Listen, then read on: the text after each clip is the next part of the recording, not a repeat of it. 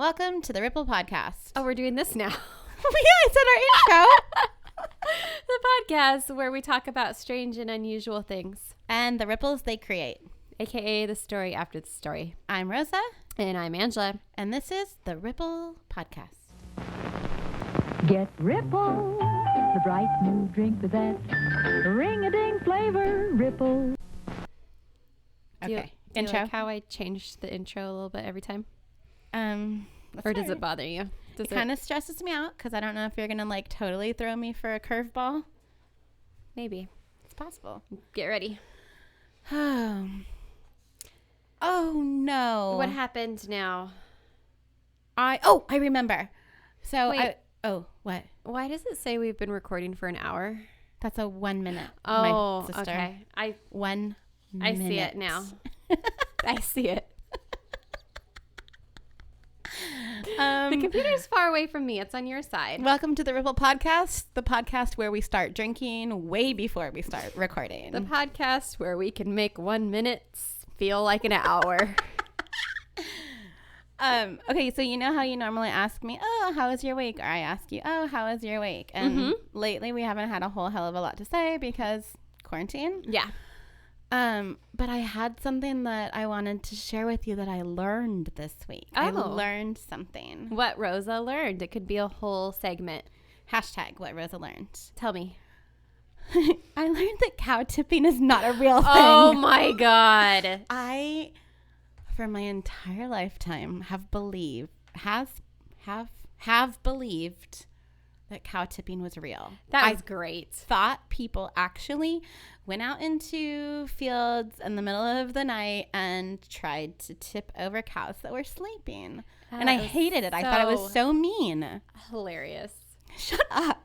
But yeah. I really believed it. I went really with did. it. So Rosa mentioned this to me earlier this week. I don't even know how it came up, but you're like, oh yeah, cow tipping. Oh, I hate when people do that. And I'm like, wait, what?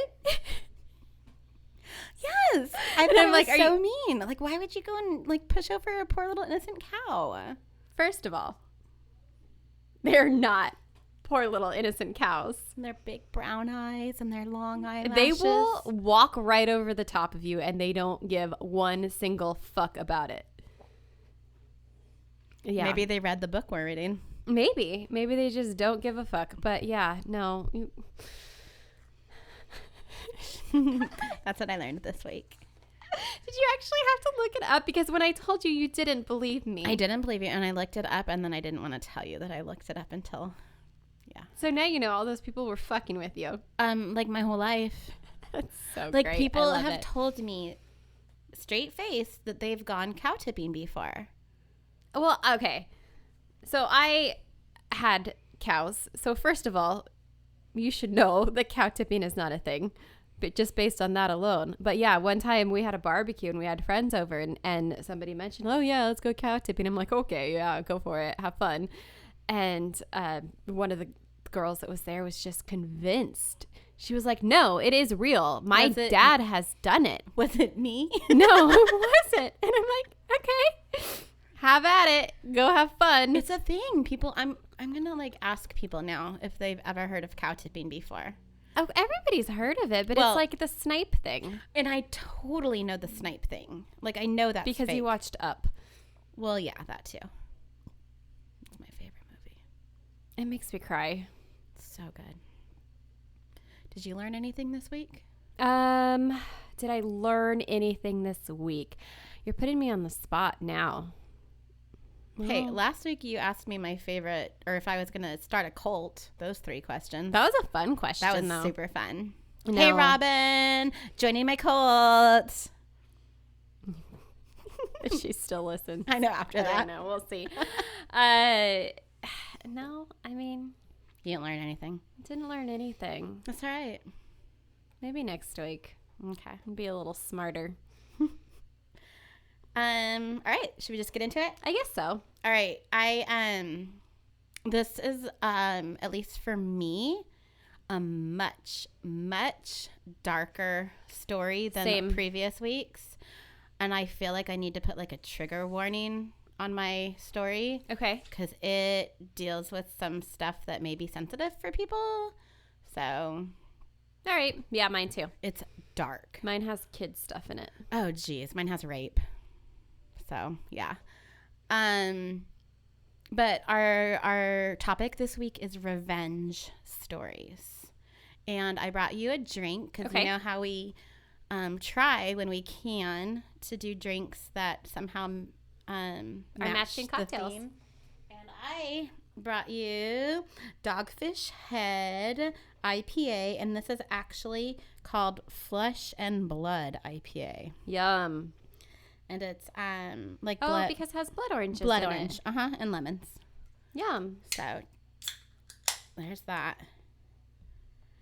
And I love IPAs. Cheers. I do not like IPAs, but I do like Dogfish Head. Their IPAs are bearable, but normally I'm not an IPA person. It tastes like grass clippings. I love them. But this is a good one. I like it. I can definitely taste the orange. And the lemon? And the blood. And the flesh? Mm-hmm. Ew. Okay. So, I'm going to give you my sources because I tend to forget to do that. So I've got theguardian.com, allthingsthat'sinteresting.com, nytimes.com, and giraffe.org. Okay. And my story takes place in India, so I tend to slaughter English? Yeah, names that are in the U.S. So this is really going to be tough for me. So you're going to have to just say it with confidence and nobody will question you. Okay. Sure. All right. So Akku is the first name. Wait, say it again. Akku. Okay. AKKU. I have no idea. I mean, Akku. Yadav, the last name, grew up in like the slums of central India of Nagpur. And they say slum a lot, which I have always thought of kind of like a derogatory term, like not a nice I would word. think so. But that's how they actually they refer to this area. So I'm not putting it down like saying it. Okay, you're just quoting what all reported. of the locals refer to it. Okay. Even the people that live there, they call it a slum. So he had two brothers, and his father was a milkman. And Yadav lived and did business in the slums, and it housed, criminals, like all areas. And according to police, though, there were two big rival gangs who kind of were known to work that area. Just like LA. There you go. The Bloods and the Crips. Mm-hmm. There it is. And then Yadav's earliest known crime, his crime, was actually just, a gang rape in 1991. So he somehow became known as an Indian gangster, and he created a total business empire. But in creating this empire, he robbed, he murdered, he tortured, he raped, he kidnapped, amongst a whole bunch of other horrendous crimes. He bribed the police with gifts and money so they would continue to look the other way when they were informed of his crimes. So he would pay off the police. He bought them drinks or just gave them cash, gave them weapons, whatever. Great. And he would take out anyone that got in his way.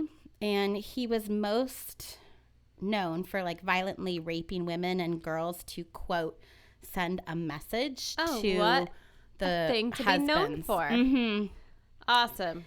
And he ruled a gang of criminals who controlled that slum area. He earned his money mainly by extortion and intimidation. He would openly steal from shops, little mom and pop shops. Or if he would pay, it would always be much less than what was actually owed. Sounds like a fantastic person. Well, everyone was scared of him. They were, he was a very powerful gangster. But he was also known to be super paranoid. So he would constantly think people were plotting against him. And to avoid people doing this, talk behind his back, he never allowed people to gather together and hang out. So if he saw a group of kids even playing outside, he'd break up their game and tell them to go back home. Oh, this guy's a fucking psycho. So obviously people were scared of him because he had power and what he could do to them. If he saw like a motorcycle or a cell phone that he wanted, he would just take it. And if the owner tried to resist or fight him off, Yadav would have his gang members beat them up. He murdered one lady in front of her 16-year-old family member. A lady? Mm-hmm. Why? Well, this is a quote from the daughter. And she said, quote, "We were eating dinner when he came to the front door and pretended to be a friend of my brother. When my mother opened the door, he dragged her out and stabbed her. He then cut off her ears for her earrings and her fingers because he could not get her rings. So he wanted her jewelry." What a fucking psycho. Oh, it gets worse. Much like a worse. little bit of hot water and soap. You can just undo the back of the earrings. No, he just wanted to scare people. So another time he stripped a man of all of his clothes and forced him to dance naked in front of his 16-year-old daughter while burning him with cigarettes. What the fuck? Mm-hmm. He liked to punish people, or it's not punish because they didn't do anything wrong. There's not one person that just like stood up to this guy and kicked him in the balls. He was the gang leader, so he had, But I'm sure he didn't treat his followers that great, I'm guessing. Well, they might have been scared of him too. There was this one broke my heart. There was an elderly man who played an instrument on the streets to earn money. So like I don't know what instrument, but picture like a little guitar. Okay. Little old man playing a guitar. Okay. So Yadav is walking by and he demands that this man pay him 100 rupees. I don't know what 100 rupees is in like US dollars, but the man Sounds like a lot. Yeah, well, the man didn't have that much to give him because, he was working for spare change. Okay. So Yadav became like super enraged and just beat this poor old man up. This guy has fucking rage syndrome. He also took a woman and tortured her in front of her daughter and several of her neighbors by cutting off her breasts. And then, oh shit! Yeah, he sliced her into pieces on the streets, just killing her. And well, people kind of stood around. The police is like, "Oh, well, it's cool because you're giving us drinks and cash." Yeah, pretty much. They totally look the other way. Another time, he. Oh, I'm sorry. Let me go back a little bit. So one of the neighbors, he witnessed this murder, and he was just horrified by it. So he's like, you know what? Like you were saying, like he stood up and he's like, I'm going to go make a report to the police. Well, okay. So Yadav found out about that and murdered him before he got there. So obviously, as I mentioned before, he was known to murder and rape people. But he soon... How is he so good at murder, though? Like, you would think when people fight back, does he always just have his team of followers right there never back just at him? And he brings 40 of his... Oh, shit. Right. 40 of his little gang members with him. It's not just 3. That's a lot. Mm-hmm. That's excessive. It's a group. So he soon discovered that it was harder to kind of murder because he had to pay off the police to dispose of any of the bodies. It's getting expensive. Right? Pricey habit he has there. But rape, however, seemed to be his weapon of choice. He allegedly raped so many people that according to residents of the slum, a rape victim lived in every other house there. Oh, wow. So Yadav and his men gang raped women. This one lady, Kalma, they gang raped her 10 days after she gave birth. Oh, no. And after what had happened to her, she committed suicide. She burned herself to death after dousing herself with kerosene and lighting it. Yeah. But oh my God. These women are feeling so helpless because in India at that time, and in slightly now, it's gotten better. But at that time, they were not taken seriously. Yeah. And especially when you don't have the support of the police, you feel trapped and helpless. It's a horrible situation for these poor women. There was another woman who was 7 months pregnant, and they stripped her naked and raped her in the road in public view. Another woman told a story of where he banged on her front door saying he was the police. And then once the door was opened, he stabbed her husband and drug her by her hair into the bathroom and raped her for hours. There was actually one horrible story of a little 12-year-old girl that got gang raped by him and his crew. So like I was saying, like in India at the time, being raped was kind of taboo. So even though it was looked down upon, many of Yadav's victims went and reported the crimes that happened to them. So even though they were scared of him and what would happen, they still went to the police. Right. But most of the time, these brave women would make that report just to have their name then given back to Yadav. Oh, fuck. By the police that were supposed to protect them. So I am a very pro-police person myself. I'm not. I That's where we differ. I think that at least the ones I know are good people. But have you looked at the news lately? Well, yeah, that's probably not the best time to be saying that. I mean, everybody's an individual. We'll just leave it at that. And I do think that bad stories, negative stories get, unfortunately, a lot more air than the good stories. Of course. I am like in a sauna. It is so hot right now. Sun is on me. Anyways, or I'm just stressing about this story. So these women, they would make the reports and then the police would just totally shove it in their face. Sometimes they wouldn't even take the report and they would instead just say, hey, you seduced him and you had the affair with him. Oh, lovely. Put it back on them. So Yadav and his gang, they went to a lady named Ratna Dunguri, her house, and they demanded money from her. And the gang just like went inside her house and destroyed her home, and they threatened to murder her and her family. And a neighbor named Usha Narari, she heard what happened. And she told Ratna to go to the police. And Ratna's like, no way, I'm not going. She was way too scared of what was going to happen. So Usha, she went to the police herself. And she's like, this is what happened to my neighbor. I demand to make a report. And of course, the police told Yadav about the report that was made against him. And so super mad, Yadav goes to Usha's house with 40 or so of his gang member friends, and they surround her home, like just made a big circle around it.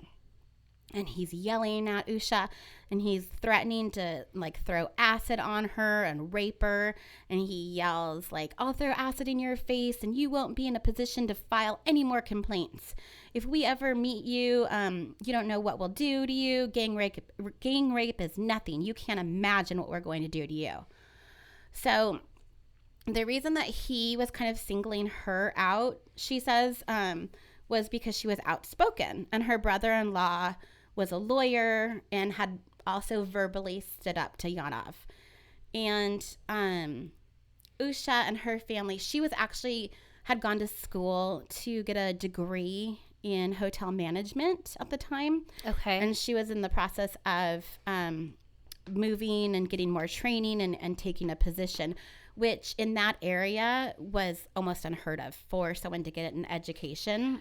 Yeah, I was going to ask, but I don't know if you have this information or if you know how it works, because I'm not even quite sure how the caste system in India works, and if these are people from different levels of that, or if that's just some information that wasn't provided. They're members of the untouchable caste. Okay, that's kind of what I thought. So, yeah. Yeah, that explains a lot about the police failing to serve. And yeah, they're taking advantage of these poor people. Yeah, that's pretty awful. But her and her family were trying to do better. And, her brother-in-law was a lawyer. She was getting an education. So she thinks that she was being singled out because of that fear of this family getting stronger and educated and getting success. And he was only known to, rape people that were poor and who thought, we're going to be scared and not tell. And she said, if the poor people went, but he made a big mistake in threatening me. People felt that if I were attacked, no woman would ever be safe because she was kind of powerful in her own mind. Okay. So she called the police when the gang is surrounding her home, but, they never came. So her door was being beaten on and trying to get broken into, and Usha yelled to the men that she was going to blow them all up. Oh, fuck. She turned on the gas in her home and grabbed some matches, and she's like, I am going to just blow us all up. I'll blow myself up, and I'm going to take all of you with me. Oh, fuck. And once the men smelled the gas, they're like, she might be crazy and serious. So they left. So once word got out that Usha had stood up to Yadav, they all kind of got a little braver. They were obviously sick of being harassed and wanted Yadav to stop. So an angry group of people started to walk the streets, picking up stones and rocks, and they started to throw them at Yadav and his men. Oh, that's awesome. And a few days later, so this is 2004 now, August 6th, 2004, another group wanting to settle the score with Yadav, they went to his home and burned it to the ground. Oh, hell yeah. So this was like a serious wake-up call for Yadav, and he started to get a little scared himself. Good. And the police told him, like, hey, if you surrender, turn yourself in, it's going to be a lot safer with us in the jails than it's going to be out on the street with these people. So on August 7th, he went into police custody. That same day, he was scheduled to appear in the city court. And while he was being escorted inside, 500 of the slum residents gathered. And they, obviously seen this angry group. One of Yadav's men tried to pass him some knives hidden in a blanket, kind of to protect himself. And the police, either didn't notice or chose. Or they've been paid off for however many years. Yeah. But the crowd, they saw this exchange and they're like, fuck no. No, he's not getting away with this anymore. Oh, that wasn't a very subtle exchange if the crowd can see it. Jesus. So to calm the crowd down, the man that was trying to pass him the knives was arrested and Yadav was taken back into custody. Awesome. Somewhere in here, I gotta find it really quick. So he had been arrested multiple times before, but he never stayed in jail for more than a year. I was just gonna ask that because if he's had this reputation where he's buddy with all these police officers and they're letting him get away with horrendous crimes repeatedly, just again and again, I would just question if turning himself in wasn't just okay, well, right. It's just he thinks he's gonna get another slap on the wrist, right? Hang out, probably have some drinks. So yeah, that's totally why he turned himself in. So there's a bail hearing scheduled for him on August 13th, 2004 in India's Nagpur District Court.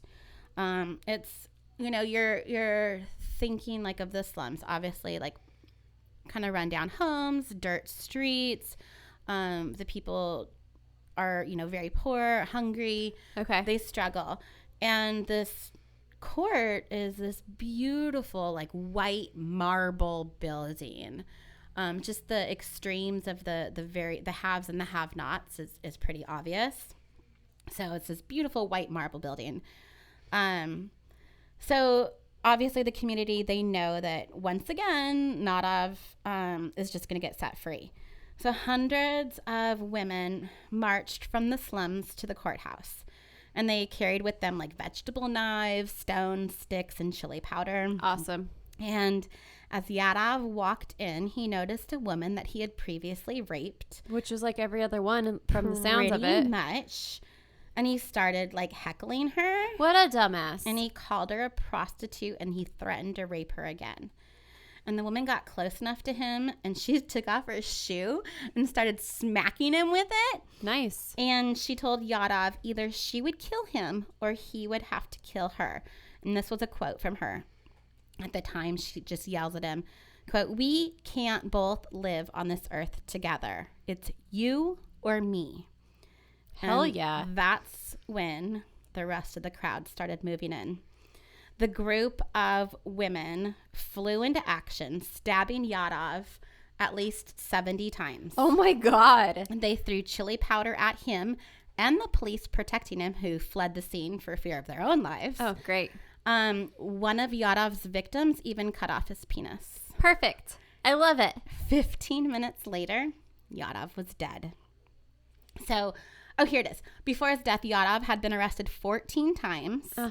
In late 1999, he was detained for a year. And the women that they interviewed after this said it was totally unplanned. And there was a quote from one woman that said, "We didn't have any formal meetings, but it spread by word of mouth that we had to take united action." Well, yeah, when the government is failing you, you got to do it yourself. Fight for yourself. So 5 women were immediately arrested for his murder, including Usha, the neighbor that kind of stood up for everyone. Oh, you mean arrested by the police officers who just took off because they were scared for their lives? Those ones. So these women were arrested, and the other women in the slums, they're like, no, these women are not going down for this. So each one came and confessed to killing him. I love it. So they're like, no, Angela didn't do it. I did it. Yeah. They all confessed. Mm-hmm, That's every awesome. Single one. I love it. So there was a crowd of 400 women and more than 100 men and children gathered around the courthouse to support the women that were being tried. And they weren't going to move until the women got granted bail. And so finally in 2012, all 5 women were acquitted. And there was a judge that said that there was obviously a lack of reliable witnesses. And just because there was like a mob, you couldn't prove who was doing what. I mean, women were saying that they were passing around the knife. Like, you get one stab and then I'll do the next one. Oh, that's nice. And they were all sharing. Share the wealth. Everybody gets a stab. You get a stab. You get a stab. You get a stab. And, there was actually a retired high court judge, Bahu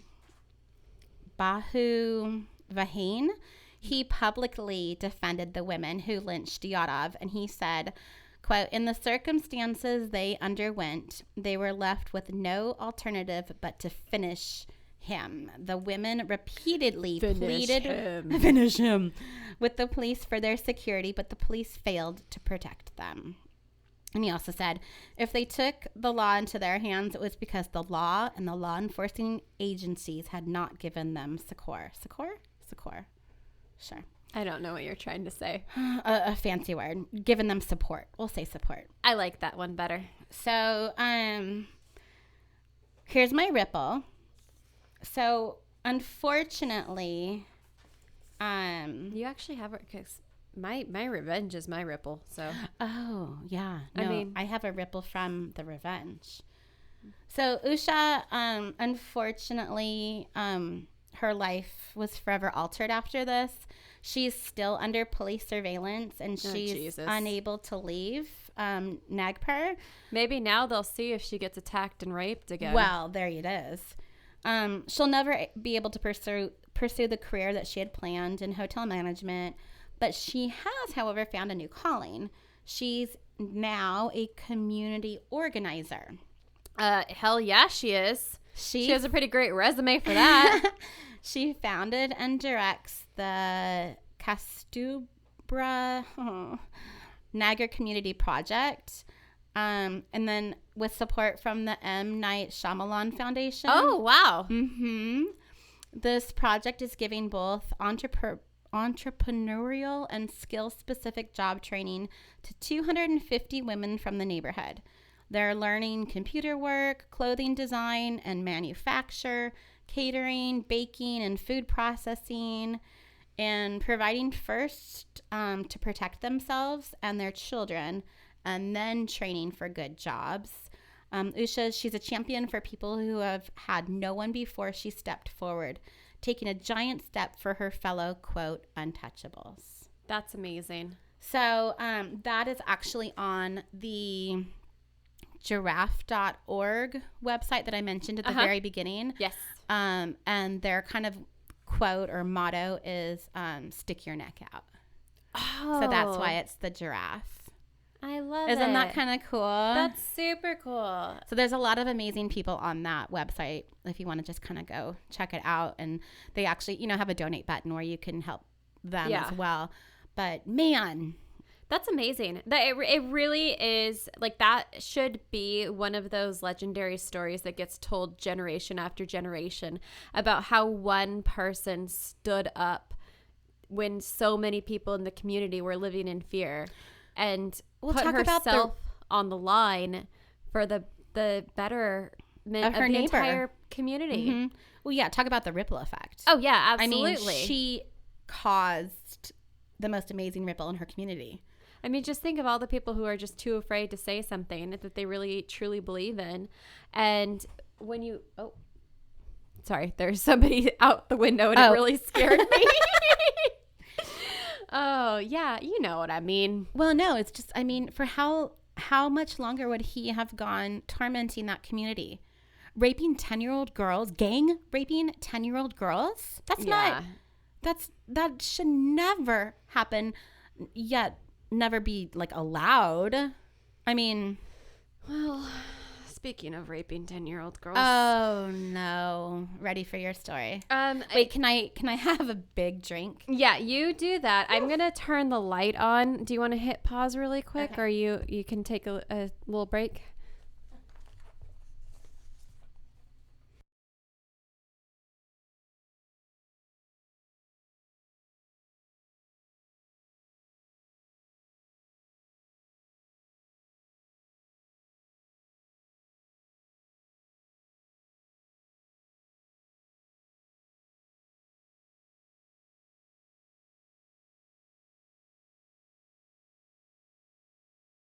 My drink. Are you going to make me a stronger one? Yeah, I'm going to make you a much story. stronger drink. Your IPO is really good, but I have a drink that includes whiskey, so you're going to need it this week. These episodes are stories, I should say, are especially dark. So now that we've been in quarantine for a million weeks, we've been watching virtual Sunday school. I need a little Jesus in my life after that story. Oh, wow. And it's this British chick. She does like a little kid Bible stories. Oh, so it's not like the church that you go to. No, it's like for real, like little kids. It's like 15-minute episodes. Oh, and at the beginning, she always says, so grab your drink and a biscuit, which is like a cookie. Right. So I feel like we need to tell people, like, grab a strong drink. And can we start bringing cookies to these episodes? And a biscuit. We need them. I'm going to try to venture to Trader Joe's sometime soon. I have not been to Trader Joe's since this whole quarantine thing. I went.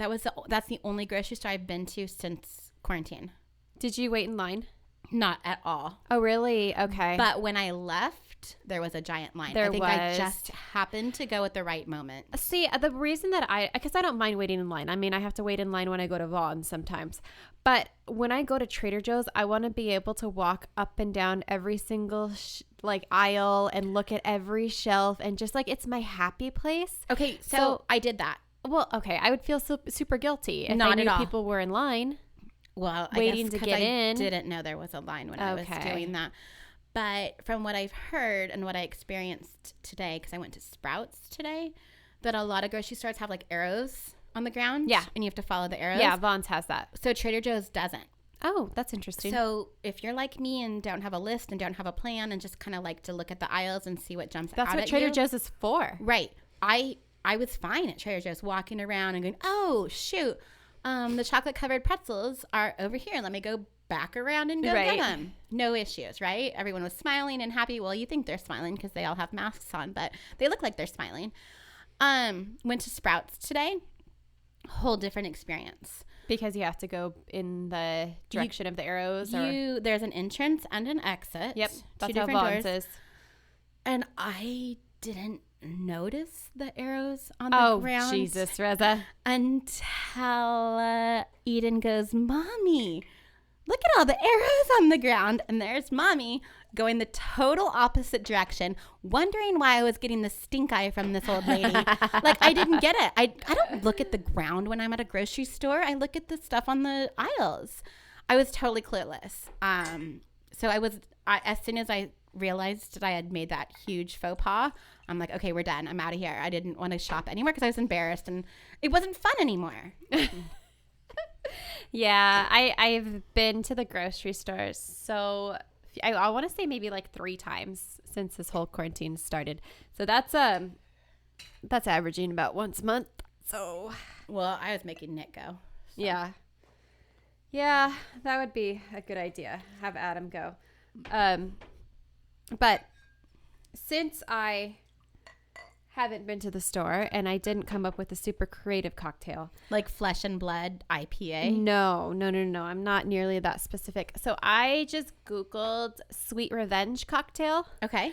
And like, there's everything. Oh, sure. There's so many cocktails called Sweet Revenge. So I just went with one that I actually had the ingredients for. Mm-hmm. And it's a whiskey cocktail, and it's whiskey with ginger, honey, and red pepper simple syrup. That sounds amazing. Yeah, which I just made. I mean, I have those little frozen ginger cubes where it just kind of melts down. Mix that with water, honey, and red pepper flakes. Okay. Made a simple syrup.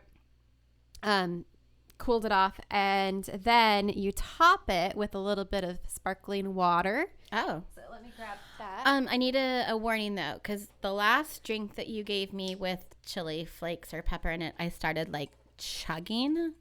Is this a sipping drink or a chugging drink? Because my eyes almost fell out last time. Oh yeah, what was that drink? That was good. It was the Lion King one, or Tiger King one.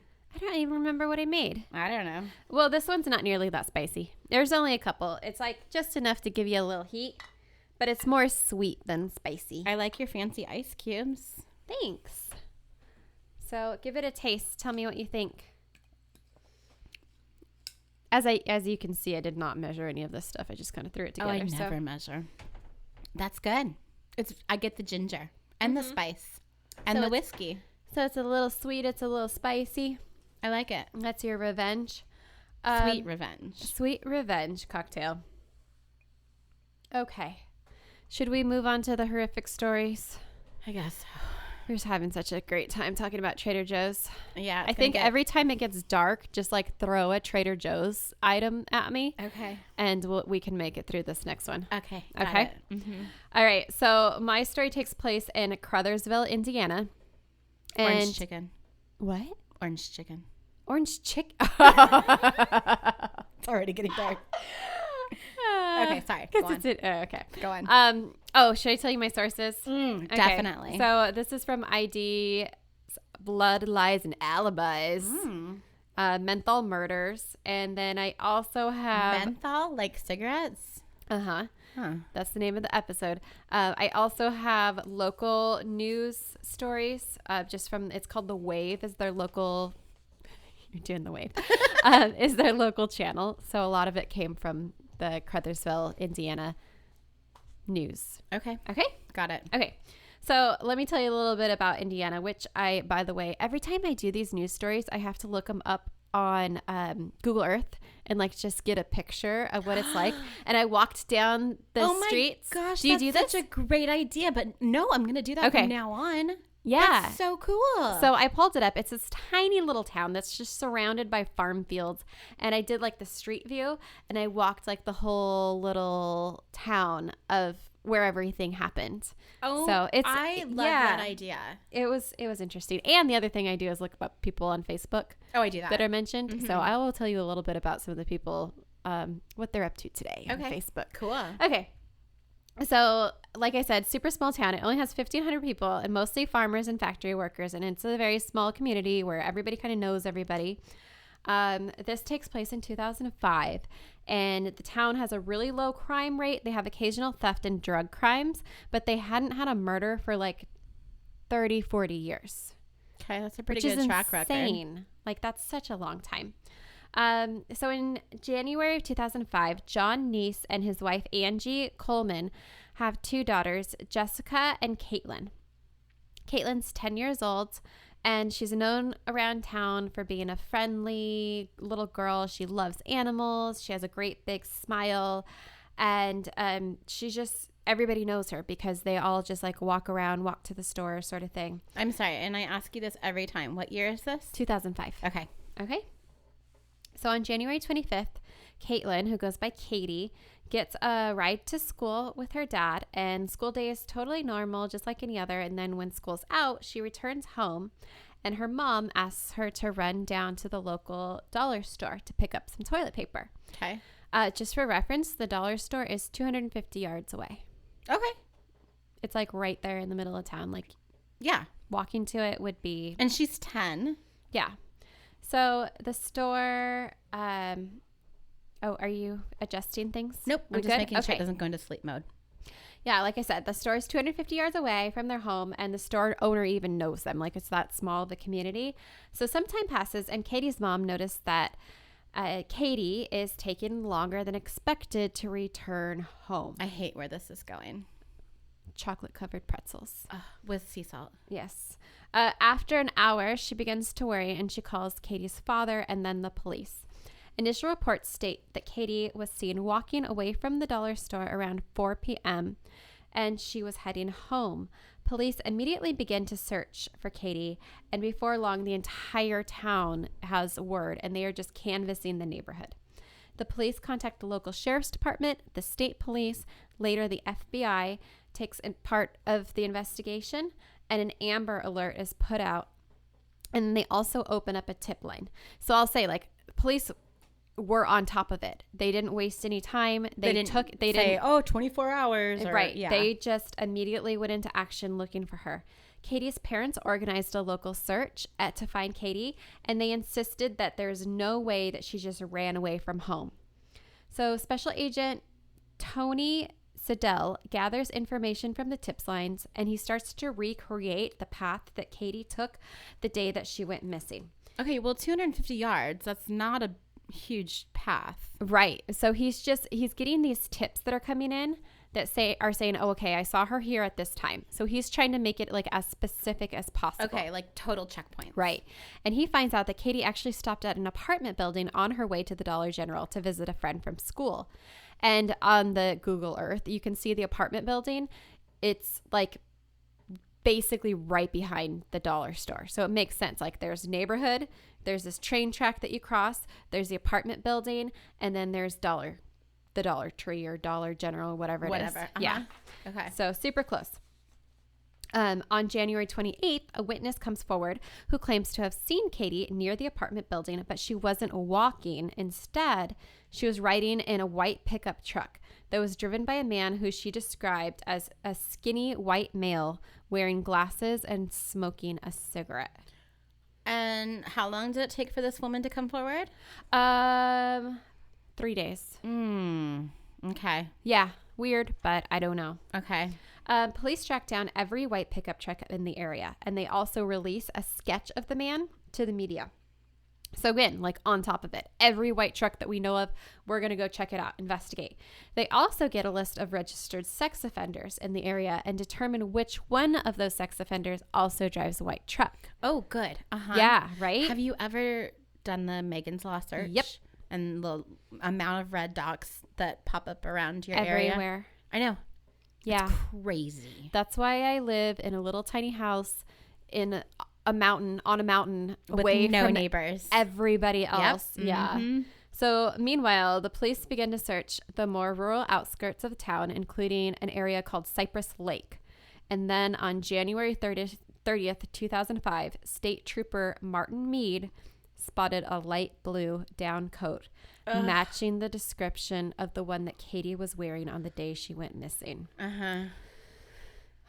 Trader Joe's. The dive team later recovers Katie's body from the lake. They found that she had no noticeable injuries, but she did have her hands tied behind her back. Now, police have a homicide investigation on their hands. So they have CSI collect and catalog everything found around the area. And that includes all kinds of trash, discarded wrappers, soda bottles, and cigarette butts. So it sounds like a really good police force as compared to the India people. Yeah. Yeah, it's surprising. And I think sometimes like small town police forces get a bad name because it's like, oh, we've got like Joe, Tom, and Rick. And yeah, that's the whole, it. what's it, Barney Fife people. Yeah, but I guess when it's a small town too, you have a lot of connection. And that's one thing that they mentioned is that like this case, obviously anything to do with a child being harmed is really going to have a huge impact on you. But man, these officers went through some serious trauma dealing with this investigation. So obviously news of Katie's death spreads through town super quick, and the whole neighborhood is just outraged and they're afraid. They have this child killer in the neighborhood, and it's something that they haven't seen ever.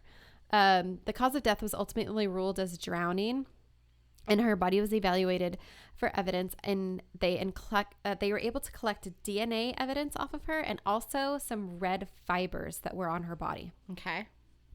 So forensic scientist Pauletta McGuire developed a DNA profile collected from the evidence. And then they're like, okay, running down this track, like, okay, we have this DNA evidence. We're going to start comparing it to people. They get a confession. Oh. Yeah. So on February 2nd, police receive a confession. Charles Hickman happens to be serving time in jail for drug trafficking, which we talked about this before, jailhouse confessions. Yep. Don't always trust those. Not the greatest, but police pick him up because obviously they have to take it seriously. Anytime. So he wasn't in jail when he confessed. Well, they pick him up from the jail. Oh, got it. Okay. And they begin to question him, and it looks like they might have their guy. They find that Hickman was actually living near Katie at the time of the kidnapping, and he would have most likely known her. He also claims that on her way home from the dollar store, Katie stopped by the friend's house, just like they said, and she happened to witness a meth deal. So Hickman and the other people who were involved in this meth trafficking situation grab her and attempt to get her to basically just like scare her into not saying anything.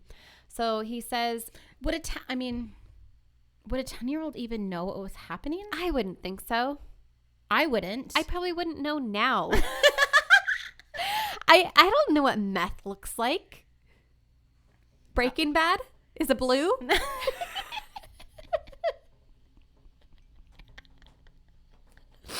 I don't know. Does it look like Jesse Pinkman? Yeah. Oh, yeah. Mr. White?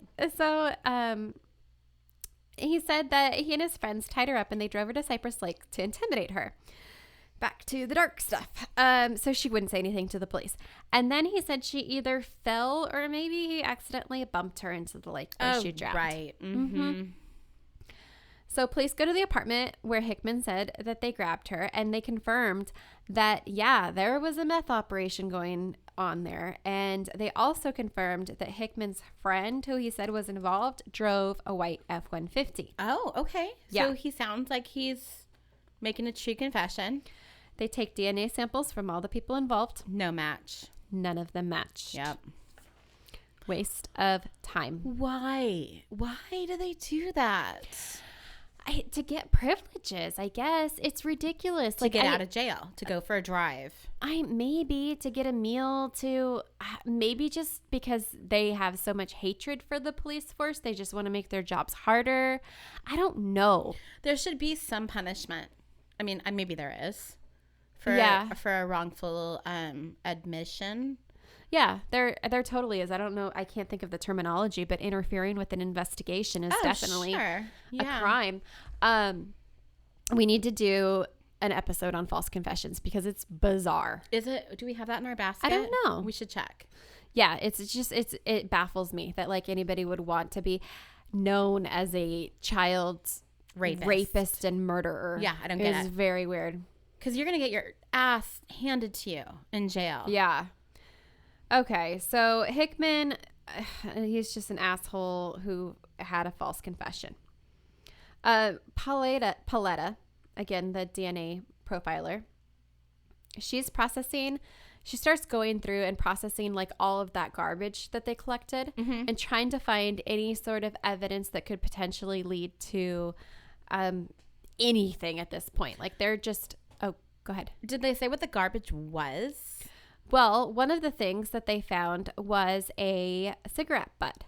And this happened to be a cigarette that was kind of uncommon. And the brand is called Roger. And again, I know like slightly more about cigarettes than I know about meth, but apparently it's a somewhat rare brand of cigarette. And when she's testing it, she finds that there's DNA on this cigarette butt that also matches the DNA that was found on Katie's body. So police contact the local stores that sell this brand and ask that if anybody comes in to buy these Rogers cigarettes, if they could notify them. I love it. So it only takes a couple days. When a white male comes in asking for them, the clerk sees that he's driving a white F-150 and he takes down the license plate. So rad. He calls up the police. And that's where they are led to Anthony Stockelman. I hate him. A factory worker from the neighboring town.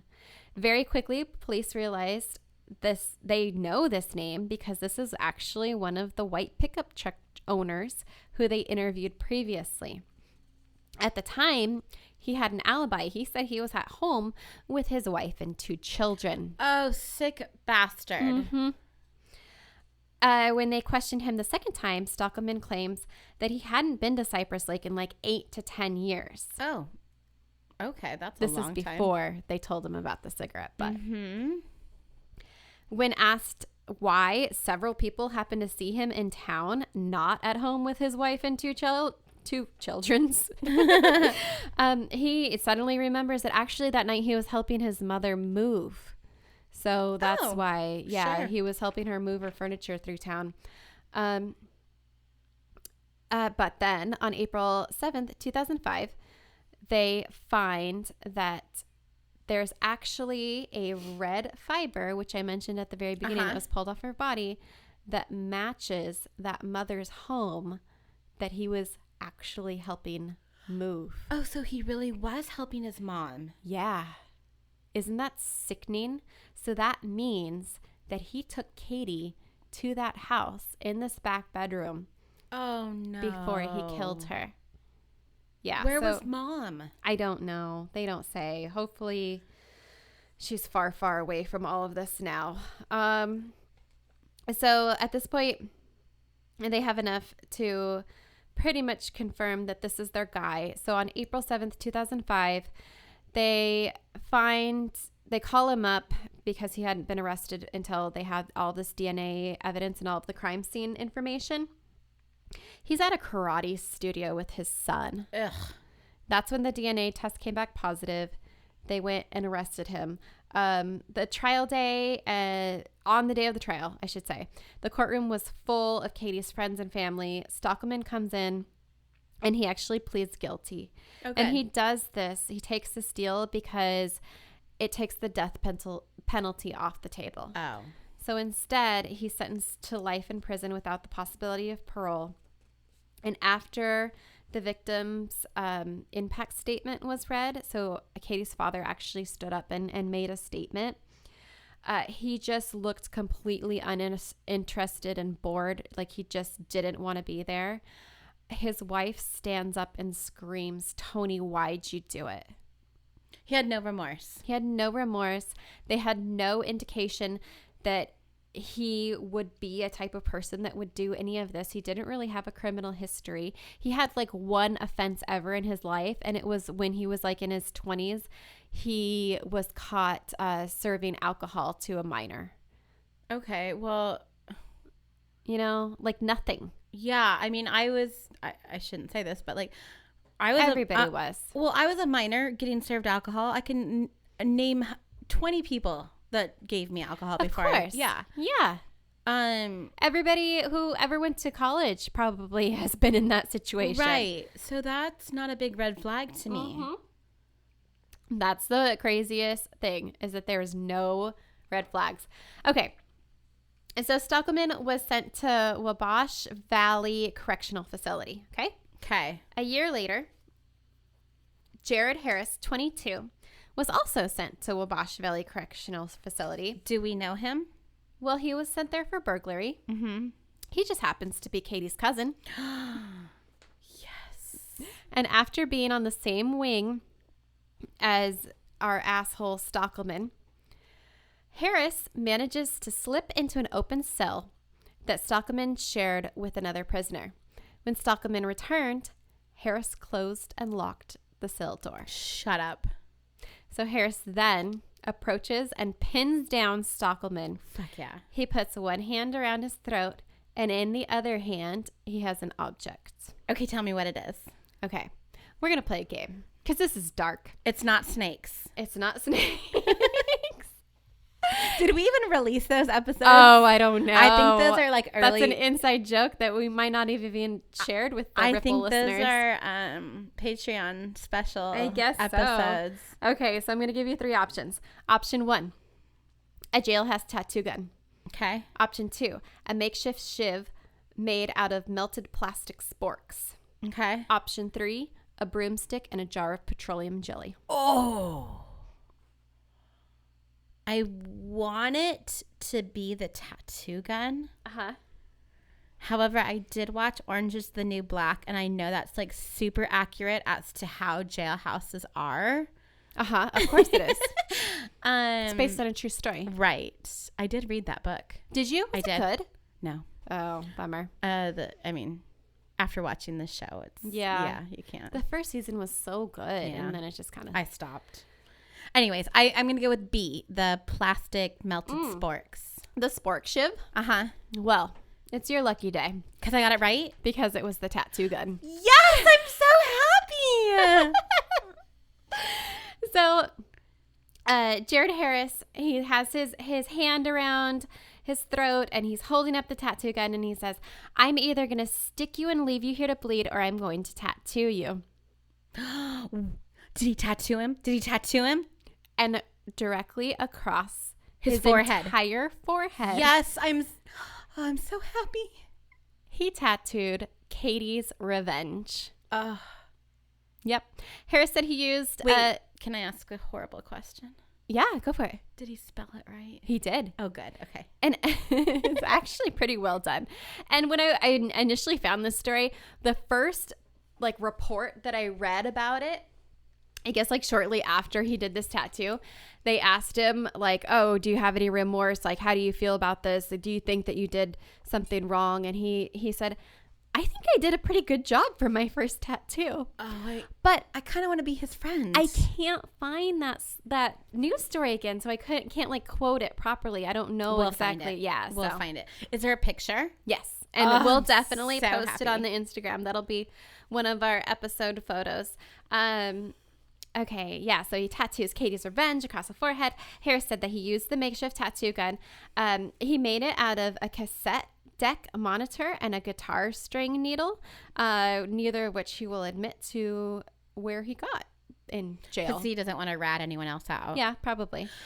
So did he get in trouble for tattooing? He did. He did. Yeah, so I'll get to that. That's Okay. actually next here on my story. Harris was charged with battery for the tattoo, and he had 7 years added to his sentence for breaking the rules in prison because of this incident. He did try to defend himself because he still gets to go to court for it. And he said, well, I told him if he would just allow me to put the tattoo on his forehead, everything in prison would be taken care of because he was a target and he was worried about future attacks. That's a bunch of bullshit. You know it is. Oh, but it was a genius thing to say. Yeah, they didn't buy it. Of course not. But Jared Harris. how cool to say that. Yeah, he testified during the hearing. And this was actually an attempt to get his 20-year sentence for burglary reduced, which, dang, 20 years for burglary. What did he steal? I don't know. I couldn't find that out anywhere. But actually, he has since been released. So this happened back in 2006. I think he was released in 2015, I want to say. 9 years. Okay. They actually, unfortunately, had to have the tattoo removed.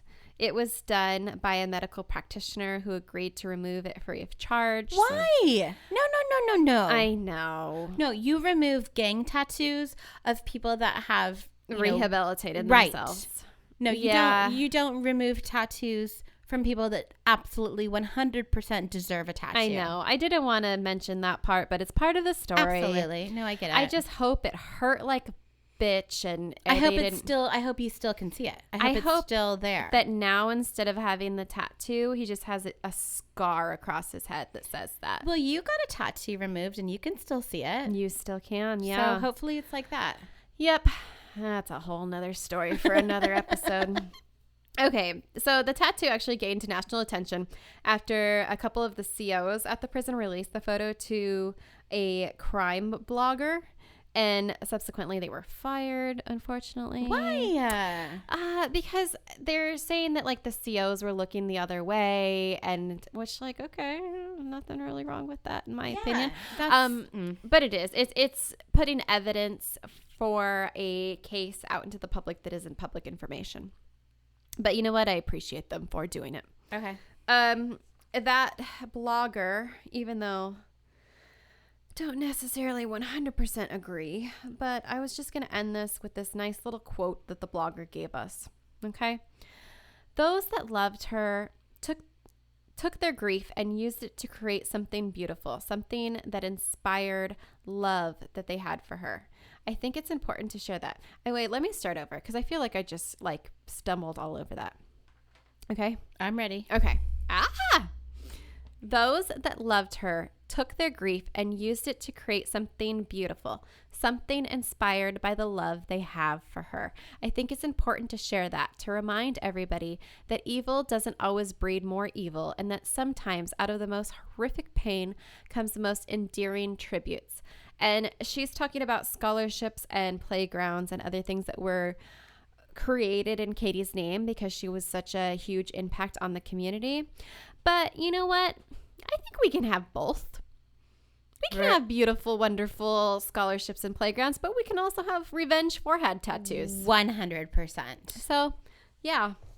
I wanted to tell you that this rippled into the creation of MTV's Revenge Inc. TV show. Is that a show?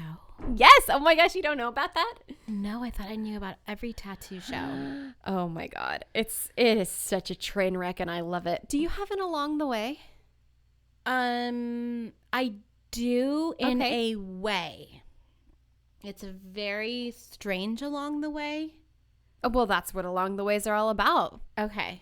So, are you done with your story? Well, no. Yeah, I'm done. I was just going to say if you didn't, I would tell you about Revenge Inc. Because I forgot to ask you before we started recording. And last week we totally forgot to do it at all. Both totally forgot. Yeah. And I didn't write anything. Well, I kind of did actually.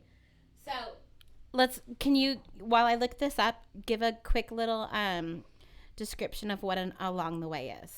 Okay, so Along the Way, since we have so many episodes, especially one like this that talks about horrible crimes that happen to women and children, it's like a little funny thing that we come across when we're doing our research. And usually this happens and like Rosa and I will text each other about it and just like be like, oh my God, look at this shit that I found when I was researching for my story. So we thought the way, for those of you that haven't figured this out yet, we never share what our story is. It's always a surprise to the other one. We will text each other and like, hey, my story is about a girl and she has 4 letters in her first name. Right. That's as much as we do. So we want to be able to surprise each other. But I don't know. But yeah. Well, and we also don't want to pick the stories. So the same stories, I mean. Mm-hmm. But yeah, so the Along the Way thing is just bringing that little bit of laughter that we sometimes find when we're doing super dark stories to all of the listeners and not just keeping it in our little text message to each other.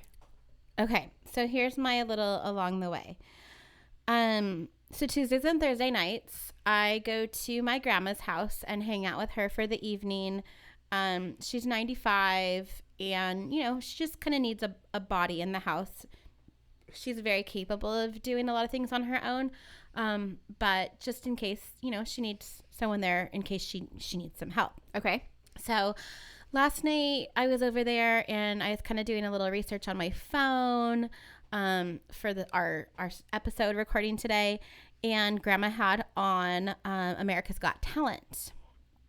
And this man comes on and he's talking to the judges.